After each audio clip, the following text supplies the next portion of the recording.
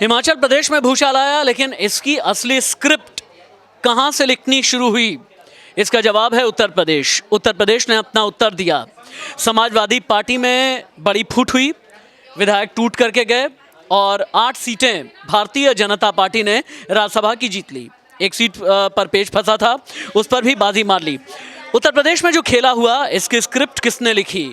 उत्तर प्रदेश में जो समाजवादी पार्टी में फूट हुई, उसके किरदार कितने हैं और इसके लिए क्या रातों रात तैयारी की गई या पिछले 4-5 महीने से पर्दे के पीछे कुछ चल रहा था? देखिए, जैसे ही ये कंफर्म हुआ कि बीजेपी की तरफ से एक और लास्ट कैंडिडेट 8वां कैंडिडेट उतारा जाएगा, उसके बाद से समझिए कि ये स्क्रिप्ट लिखी जा चुकी थी और उसके ऊपर मोहर तब लगी जब पल्लवी पटेल के एक तरीके से सुर बिगड़े हुए नजर आए। सवाल ये था कि कल कहा जा रहा था कि पल्लवी पटेल शायद जो है बीजेपी की तरफ जाएगी, लेकिन हालांकि उन्होंने पीडीए के पक्ष में वोट दिया। लेकिन सबसे अहम बात यह है कि अखिलेश यादव जब अनाउंसमेंट करते हैं कांग्रेस के साथ जाने के बाद, तो उनको ये लग रहा था कि शायद उनके जो विधायक हैं उनके साथ रहेंगे, लेकिन ऐसा हो ना सका और जो विधायक थे वो टूटकर एक तरीके से बीजेपी मैं समझ नहीं पाया। अखिलेश यादव का लगभग दायां हाथ कहे जाते रहे मनोज पांडे, समाजवादी पार्टी का एक बड़ा चेहरा ही नहीं बल्कि समाजवादी पार्टी की अवध बेल्ट में और पूर्वांचल के क्षेत्र में बहुत बड़ी पहचान, एक बड़ा ब्राह्मण चेहरा। सिर्फ मनोज पांडे का जाना भर नहीं है, एक बड़े ब्राह्मण चेहरे का जाना है, अवध बेल्ट के एक बड़े नेता का जाना है, समाजवादी पार्टी के लिए ज़मीन पर काम करने वाले नेता का जाना है। मनोज पांडे को क्या हुआ? मनोज पांडे की क्या महत्वाकांक्षा सिर्फ सांसद भर की थी या कहानी कुछ और भी है? नहीं, कहानी देखिए ये है सिर्फ कि सांसद भर चीज़ नहीं होती है, पर्दे के पीछे खेल कुछ और भी होते हैं। जिस तरह से अखिलेश यादव आरोप भी लगाते रहे, या फिर समाजवादी पार्टी ने शिवपाल यादव को, कल हमने सुना, उनका भी आरोप था कि बीजेपी साम दाम दंड भेद लगाती है किसी भी चुनाव में, चाहे वो छोटे से लेकर बड़ा इलेक्शन हो, चाहे उसमें चंडीगढ़ का इलेक्शन हो। और कल अखिलेश यादव ने जो बयान दिया है कि अंतरात्मा की जो लोग आवाज़ सुन रहे हैं, क्या उनकी अंतरात्मा वाकई वो जो है सत्ता के साथ हो रही है? तो ये अंतरात्मा की आवाज़ क्या सत्ता के साथ ही जाती है? अगर ऐसा है तो इससे पहले क्यों नहीं जागती है?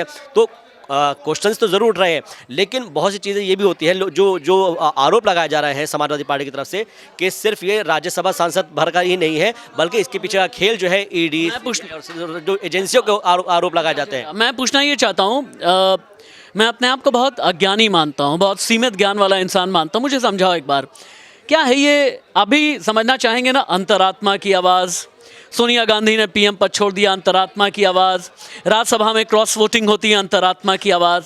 ये अंतरात्मा की आवाज़ आती कहाँ से है? आत्मा से आती है, कहीं दूसरी जगह से आती है? क्या होती है ये अंतरात्मा की आवाज़? मुझे अब तक अपने पत्रकारिता करियर में नहीं समझ में आई।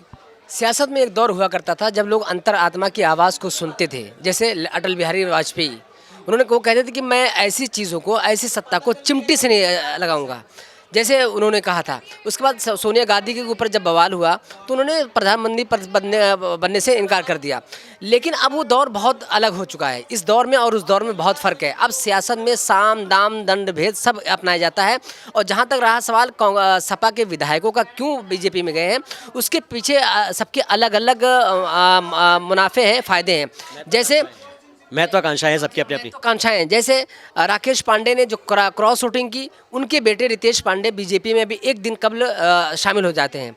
अभय सिंह गोसाईगंज फैजाबाद इलाके में, गोसाईगंज एक विधानसभा पड़ती है, उस इलाके महाराजी गायत्री प्रजापति की फैमिली से आती हैं। एक तो महाराजी गायत्री प्रजापति की फैमिली से आती हैं। ओम प्रकाश राजभर कहते हैं कि सपा वाले उनके साथ कुछ नहीं करते हैं। मैं जाके मिला हूं और उनके ऊपर जो चार्जशीट की वजह से वो जेल में बंद है, इस वजह से वो कहीं ना कहीं उन्होंने वोट देने से ही मना कर। एक मिनट रुकना बस। दीक्षा, पॉलिटिक्स में अंतरात्मा की आवाज़ पर बात कर रहा हूँ मैं, क्योंकि मैंने कहा कि अभी तक अपने जर्नलिस्टिक करियर में मैंने अंतरात्मा की आवाज़, मुझे समझ ही में नहीं आया ये अंतरात्मा की आवाज़ क्या होती है, कब आती है, कहाँ से आती है? तुम्हें कुछ पता है क्या? यहाँ जब बैठती हो, खबरें देती हो व्यूअर्स के लिए, क्या तुम्हें भी अंतरात्मा की आवाज़ आती है पॉलिटिशियन जैसी? सर हाँ, जब हम लोग खबर देते हैं तो एक अंदर से भी लगता है कि सही क्या चल रहा है, क्या गलत, क्या हम अपने कभी कवाल होता है कि कुछ चीज़ें गलत चलती हैं, जैसे सीनियर कुछ बता देते, लगता है कि मुझे कि इसको, यानी अंतरात्मा की आवाज़ आती है, खटकता है ना? हाँ, अंदाजा लगता होगा, अरे ये क्या गुनाह कर दिया। डांट भी पड़ जाती है, लेकिन अंतरात्मा की आवाज़ तो हर टाइम टू टाइम आता है। ये अंतरात्मा की आवाज़ बड़ी मज़ेदार चीज़ होती है। हालांकि सिर्फ पॉलिटिक्स में ही मत समझिएगा आप, मेरे कई कोलीग्स जो हैं उनका भी कहना है कि हाँ अंतरात्मा की आवाज़ आती है। लेकिन हाँ, पॉलिटिक्स में अंतरात्मा की ये जो आवाज़ है ना, मौके के हिसाब से आती है, नज़ाकत को देखते हुए आती है, और जब ये नज़ाकत और मौका समझते हैं तब अंतरात्मा की आवाज़ जो है अपना पाला भी बदल लिया करती है। नमस्ते।